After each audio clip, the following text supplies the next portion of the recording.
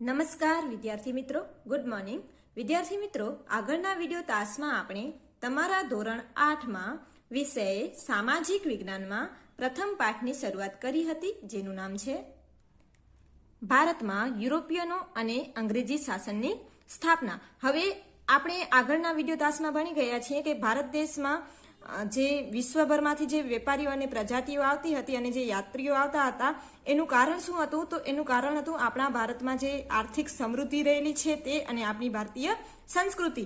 હવે આ વિદેશી જે પ્રજા છે એ ભારતમાં શા માટે આવી હતી? આપણી જે આર્થિક સમૃદ્ધિ છે એનાથી આકર્ષાઈને આપણા ભારત દેશમાં માત્ર વેપાર માટે આવે છે. પછી ભારતમાં યુરોપિયન પ્રજા છે એનું જે આગમન આપણા ભારત દેશમાં થાય છે એના પાછળના કારણો કયા હતા એના વિશે પણ આપણે વાત કરી હતી. જેમ કે પહેલાનો જે વેપાર જે હતો એ શેના દ્વારા થતો હતો? આપણે જાણી ગયા કે જમીન માર્ગ દ્વારા થતો હતો. પરંતુ અમુક કારણોસર જે તુર્કોના જે મુસલમાનો છે એમણે કોન્સ્ટન્ટિનોપલ વિસ્તાર છે એ જીતી લીધું અને જમીન માર્ગે જે વેપાર થતો હતો એ શું થઈ ગયું? બંધ થઈ ગયું.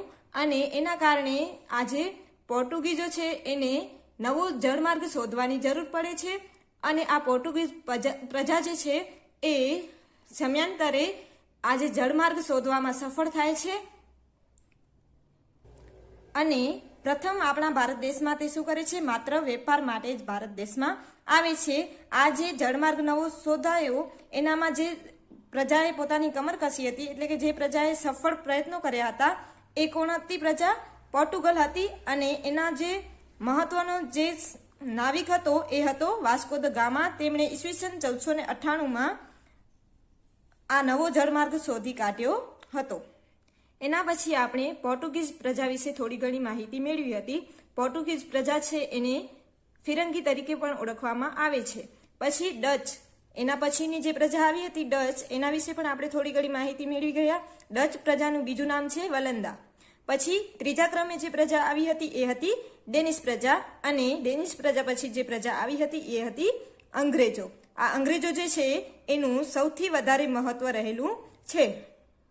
આપણા ભારત દેશ ઉપર જો સૌથી વધારે વર્ચસ્વ પાડનાર કોઈ પ્રજા હોય તો એ કઈ હતી? અંગ્રેજો. સૌથી વધારે સત્તા અને વહીવટ આપણા ભારત દેશમાં જો કોઈ પ્રજાએ કર્યો હોય તો એ પ્રજા હતી અંગ્રેજો. એના વિશે પણ આપણે માહિતી મેળવી ગયા. એના પછી આપણે ફ્રેન્ચો વિશે પણ માહિતી મેળવી ગયા. પછી આપણે જાણ્યું કે આજે બધી પ્રજાઓ જે વારાફરતી આપણા ભારત દેશમાં વેપાર માટે આવી, એનામાં જે સફળ પ્રજા હતી એ પ્રજા કઈ હતી? અંગ્રેજો. એમણે સૌથી વધારે જો કોઈ પ્રજાએ વહીવટ કર્યું હોય કે સત્તા કે પોતાનું આધિપત્ય જમાવ્યું હોય તો એ પ્રજા હતી અંગ્રેજો. વેપાર કરતા કરતા તે સત્તામાં જંપ લાવે છે. આપણે આગળ જાણ્યું કે એ સત્તામાં કેવી રીતે જંપ લાવે છે, તો એના માટે મહત્વની એક ઘટના બની હતી. એ હતું પ્લાસીનું યુદ્ધ, જે ક્યારે થયું હતું? ઈસવીસન 1757માં. કોને કોને વચ્ચે થાય છે? તો જે સિરાજુદ્દૌલા છે એની વચ્ચે અને અંગ્રેજ જે રોબર્ટ ક્લાઇવ છે એની વચ્ચે થાય છે.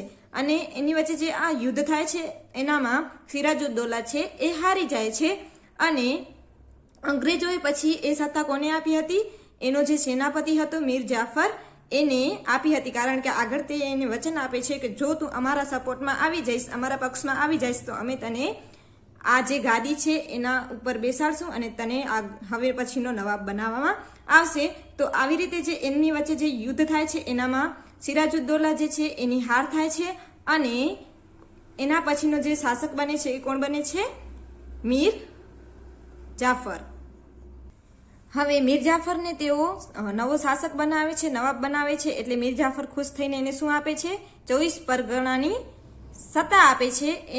અહીંયાથી જ આ લોકોનું શું થાય છે? ભારતમાં સત્તા સ્થાપિત થાય છે.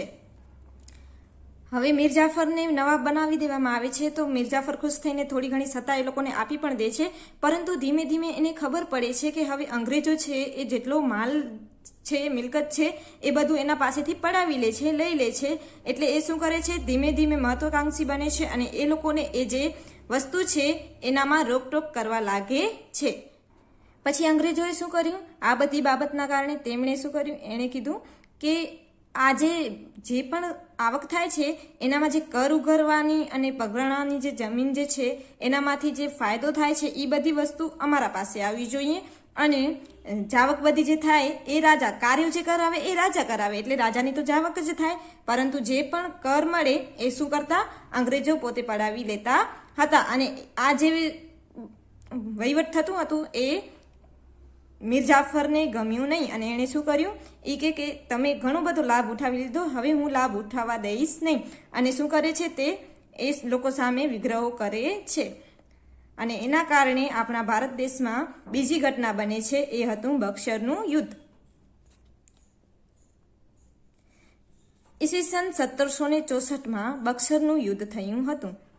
બંગાળના નવાબ મીર કાસિમે અવધના નવાબ અને મુઘલ સમ્રાટ સાથે મળી અંગ્રેજોને ભારતની બહાર હાંકી કાઢવા માટેની યોજના બનાવી. હવે અંગ્રેજોએ પોતાની સત્તા આપણા ભારત દેશમાં જમાવી અને બધો જે માલ સામાન જે છે એ ક્યાં લઈ જતા, પોતાના પ્રદેશમાં લઈ જતા અને જે પણ કંઈ કાર્ય થાય એનામાં જે જાવક થાય એ કોની થતી હતી? નવાબોની થતી હતી. એનાથી રોષે ભરાય છે નવાબો અને આ જે નવાબ જે છે એ ત્રણેય નવાબ મળીને શું કરે છે? ભારતમાંથી આ અંગ્રેજો જે છે એને બહાર કાઢવાની યોજના બનાવે છે.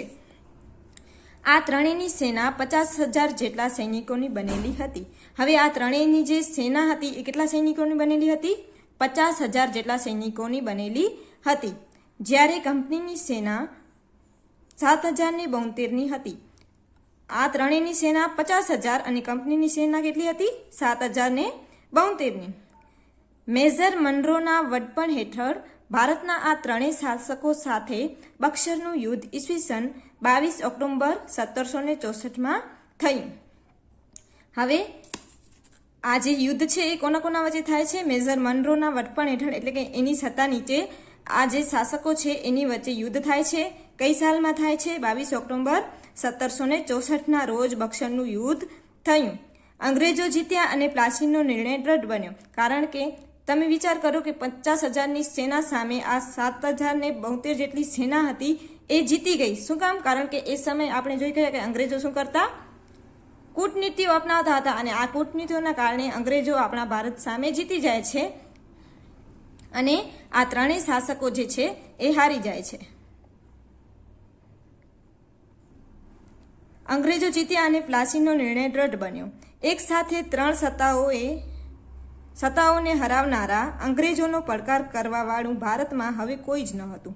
હવે આના સિવાય હવે બીજા કોઈ જેવા નવાબ ન હતા કે એ અંગ્રેજો સામે પડકાર કરી શકે કે વિરોધ કરી શકે કે અમારા ભારત દેશમાંથી આ જે વસ્તુઓ છે એ તમે જપ્ત કરો નહીં. એવી કોઈ પણ વિગ્રહ કરવાવાળી સત્તા કોઈના પાસે હતી નહીં.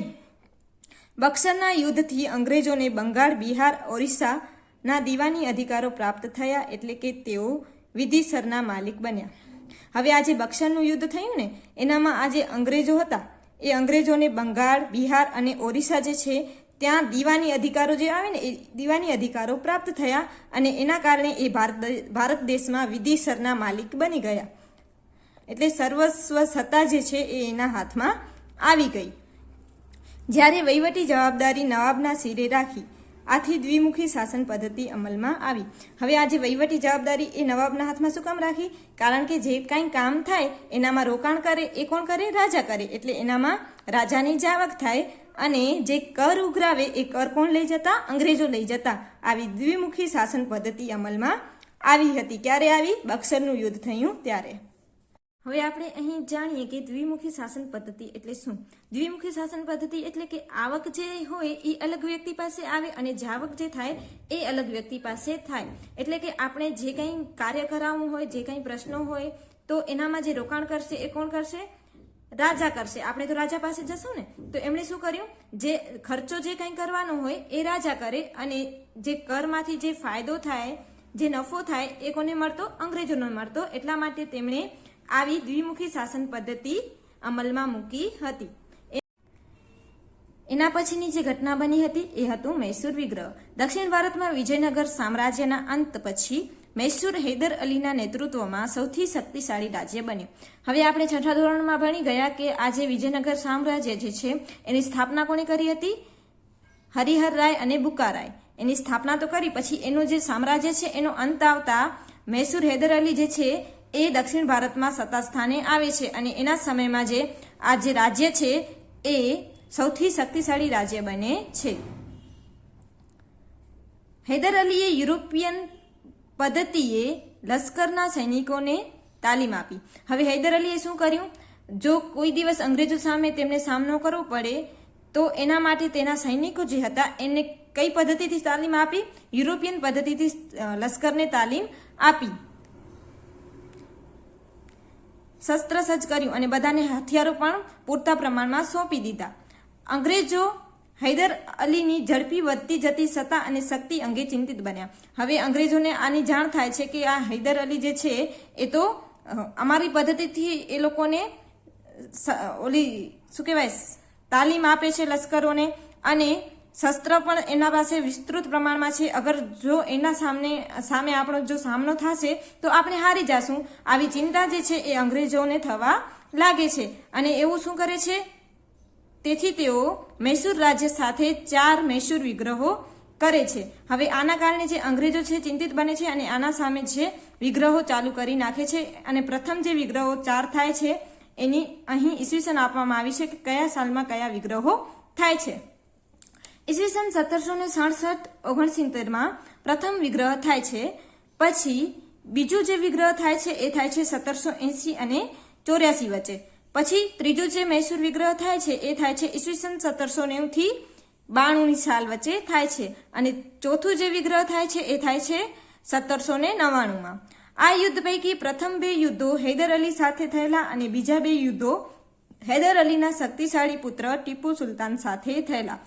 હવે આ જે પ્રથમ 2 વિગ્રહો થાય છે એ કોના સાથે થાય છે? હૈદર અલી સાથે જ થાય છે અને એનો પુત્ર જે હોય છે એ કયો હોય છે? ટીપુ સુલતાન. એના સાથે અન્ય 2 જે વિગ્રહો છે વિગ્રહ 3 અને 4 એ ટીપુ સુલતાન સાથે થાય છે. પ્રથમ મૈસૂર યુદ્ધ અનિર્ણિત રહેલ, કોઈ પરિણામ આવ્યું નહીં. હવે જે આ પ્રથમ વિગ્રહ થાય છે એનામાં કોઈ પણ પરિણામ આવતું નથી કારણ કે એનામાં કોઈ પણ પ્રકારના નિર્ણયો લેવામાં આવ્યા ન હતા. પછી દ્વિતીય મૈસૂર વિગ્રહ સમયે ઈસવીસન 1782માં હૈદર અલીનું મૃત્યુ થતાં યુદ્ધ ચાલુ રહ્યું. હવે હૈદર અલીનું મૃત્યુ ક્યારે થાય છે? ઈસવીસન 1782માં. પરંતુ મૃત્યુ થઈ જાય છે પણ યુદ્ધ પૂર્ણ થતું નથી. યુદ્ધ જે છે એ ચાલુ જ રહે છે. છેવટે બંને પક્ષે સંધિ થઈ. યુદ્ધ ચાલુ રહે છે એટલે છેવટે શું કરે છે આ લોકો? બંને જે પક્ષ છે એ સંધિ કરી લે છે. એટલે કે એ લોકો વચ્ચે કરાર થઈ જાય છે, એ લોકો જોડાઈ જાય છે. તૃતીય મૈસૂર વિગ્રહમાં ટીપુ સુલતાન હાર્યો અને તેને ભયંકર હાનિ થઈ. હવે ત્રીજો જે વિગ્રહ થાય છે એનામાં કોણ હારે છે? હૈદર અલીનો જે પુત્ર છે ટીપુ સુલતાન એની હાર થાય છે અને એને ભયંકર હાનિ પણ પહોંચે છે. ચતુર્થ મૈસૂર વિગ્રહમાં ટીપુ સુલતાન વીરગતિ પામ્યો અને અંગ્રેજોએ એક શક્તિશાળી શાસકને ખતમ કરી પોતાના સામ્રાજ્યને દ્રઢ બનાવ્યું. હવે આ ટીપુ સુલતાન જે છે એનું ચોથું જે વિગ્રહ થાય છે એનામાં શું થાય છે? મૃત્યુ થઈ જાય છે એટલે તે વીરગતિએ પામે છે અને એ સમયે જે અંગ્રેજો છે એ પોતાનું સામ્રાજ્ય જે છે એ વધારે દ્રઢ બનાવે છે અને આ જે શક્તિશાળી ભારતીય સામ્રાજ્ય છે એ ખતમ કરી નાખે છે. અંગ્રેજોએ મૈસૂર રાજ્ય અગાઉના વડિયાર રાજવંશને સોંપ્યું અને તેના પર સહાયકારી સંધિ લાદવામાં આવી. હવે પછી જે આ રાજ્ય છે એ કોને સોંપવામાં આવ્યું? વડિયારને સોંપવામાં આવ્યું અને એના વચ્ચે પણ શું થયું? સહાયકારી સંધિ લાદવામાં આવી કે અમુક જે કર છે એ અંગ્રેજોને ફરજિયાત આપવો પડે તો જ એ લોકોને એ સત્તા આપવામાં આવશે. એવી સહાયકારી સંધિઓ પણ એ લોકોના વચમાં થાય છે. આગળનો પોઈન્ટ છે મરાઠા યુદ્ધ. હવે પછીની જે ઘટના બને છે એ બને છે મરાઠા યુદ્ધ. હવે મરાઠા યુદ્ધ કેવી રીતે થાય છે? તો 18મી સદીમાં કંપની મરાઠાની તાકાત તોડવા માટે પ્રયત્નશીલ હતી. હવે 18મી સદી એટલે ઈસવીસન 1701 થી 1800 વચ્ચેનો સમયગાળો જે છે એને 18મી સદી કહેવામાં આવે છે. હવે આ સદીમાં કંપની જે છે એ મરાઠા જે સત્તા હતી એની તાકાત જે છે એને તોડવા માટે સતત પ્રયત્નો કરતી હતી. ઈસવીસન 1761માં પાણીપતના ત્રીજા યુદ્ધમાં મરાઠાઓની હાર થઈ. હવે ઈસવીસન 1761માં પાણીપતનું ત્રીજું યુદ્ધ થયું. એના પહેલા 2 યુદ્ધ થઈ ગયા હતા પાણીપતના, એ આપણે 7મા ધોરણમાં ભણી ગયા. હવે આજે ત્રીજું યુદ્ધ થયું ને એનામાં મરાઠા જે હતી સત્તા એની હાર થઈ અને દિલ્હીની ગાદી હસ્તગત કરવામાં તેમને નિરાશા મળી. હવે એનું લક્ષ્ય શું હતું કે દિલ્હીની ગાદી પ્રાપ્ત કરવી, પરંતુ એની જે હાર થાય છે એના કારણે જે આ દિલ્હીની ગાદી છે એ હસ્તગત કરી શકતા નથી અને એનામાં તેમને નિરાશા મળે છે. મરાઠાઓએ પોતાના રાજ્યને કેટલાક વિભાગોમાં વહેંચ્યું. હવે આ જે મરાઠા સત્તા હતી એ બધી જગ્યાએ તો પહોંચી ન શકે ને, એટલા માટે તેમણે શું કર્યું, એની જે સત્તા છે એને અલગ અલગ વિભાગમાં વહેંચી દીધી. તેમણે દરેક વિભાગ પર સિંધિયા, હોલકર, ગાયકવાડ અને ભોંસલે જેવા રાજવંશોને સત્તા આપી. હવે તેમણે શું કર્યું, આ જે પોતાના અલગ અલગ જે રાજ્ય વિસ્તારો હતા જે તેમના હસ્તગત હતા એ રાજ્ય વિસ્તારોમાં અલગ અલગ રાજવંશોને ત્યાં શાસન કરવા માટે સત્તા સોંપી. જેનામાં કયા કયા રાજવંશો હતા, સિંધિયા, હોલકર, ગાયકવાડ અને ભોંસલે. આ રાજવંશો પેશવા સરોજ મંત્રીના નિયંત્રણમાં હતા. આજની જે મુખ્ય સત્તા હતી એ કોના હાથમાં હતી, સરોજ મંત્રી એટલે કે પેશવાના હાથમાં હતી, પરંતુ એમની સત્તા કોણે સોંપી હતી, પેશવાએ સોંપી હતી, પરંતુ એનું નિયંત્રણ જે છે સમગ્ર નિયંત્રણ એ કોણ કરતું હતું, પેશવા કરતું હતું. પેશવાના નિયંત્રણ હેઠળ કોન્ફેડરેસી રાજ્યમંડળના સભ્યો હતા. પેશવા લશ્કરી અને વહીવટી વડા હતો. તેનું મુખ્ય મથક પુણેમાં હતું. હવે આ જે પેશવા જે છે એના નિયંત્રણ હેઠળ જે અમુક સભ્યો હતા એને કોન્ફેડરેસી સભ્યો તરીકે ઓળખવામાં આવતા હતા અને પેશવા જે છે એ લશ્કરી અને વહીવટી જે તંત્ર હતું એનો શું હતો, વડો હતો. તેનું મુખ્ય મથક ક્યાં છે, પુણેમાં. ને હાલમાં પૂછાય કે હાલમાં પેશવાઓનું મુખ્ય મથક ક્યાં છે, તો એ આવશે મહારાષ્ટ્રમાં, પણ એ સમયે 18મી સદીમાં ક્યાં હતું, પુણેમાં હતું. મરાઠા અને અંગ્રેજો વચ્ચે કેટલાક યુદ્ધો થયા. પ્રથમ યુદ્ધ ઈસવીસન 1775 થી ઈસવીસન 1782 સુધી ચાલ્યું હતું, જેનામાં સાલબાઈની સંધિ થઈ. ક્યારે થઈ સાલબાઈની સંધિ, ઈસવીસન 1782માં. બંને એકબીજાના ક્ષેત્રો પરત આપવાનું નક્કી કર્યું. હવે આ જે સંધિ થાય છે, જે યુદ્ધો થયા એના વચ્ચે જે સંધિઓ થઈ, જે કરાર થાય છે એનામાં શું નક્કી થાય છે કે આ જે બંને જે સામસામે જે શાસકો છે એમને પોતપોતાની જે સત્તા છે, જે ક્ષેત્રો છે એ પરત આપી દેવાનું નક્કી થયું. કોઈની હાર જીત ન થઈ. હવે આ યુદ્ધોમાં કોઈ પણ પક્ષની હાર જીત થતી નથી, બંને સમકક્ષ રહે છે. દ્વિતીય અંગ્રેજ મરાઠા યુદ્ધ ઈસવીસન 1803 થી ઈસવીસન 1805માં થયું. પ્રથમ ક્યારે થયું, 1775 થી 1782. ક્યારે થઈ સાલબાઈની સંધિ, ઈસવીસન 1782માં. બંને એકબીજાના ક્ષેત્રો પરત આપવાનું નક્કી કર્યું. હવે આ જે સંધિ થાય છે, જે યુદ્ધો થયા એના વચ્ચે જે સંધિઓ થઈ, જે કરાર થાય છે એનામાં શું નક્કી થાય છે કે આ જે બંને જે સામસામે જે શાસકો છે એમને પોતપોતાની જે સત્તા છે, જે ક્ષેત્રો છે એ પરત આપી દેવાનું નક્કી થયું. કોઈની હાર જીત ન થઈ. હવે આ યુદ્ધોમાં કોઈ પણ પક્ષની હાર જીત થતી નથી, બંને સમકક્ષ રહે છે. દ્વિતીય અંગ્રેજ મરાઠા યુદ્ધ ઈસવીસન 1803 થી ઈસવીસન 1805માં થયું. પ્રથમ ક્યારે થયું, 1775 થી 1782.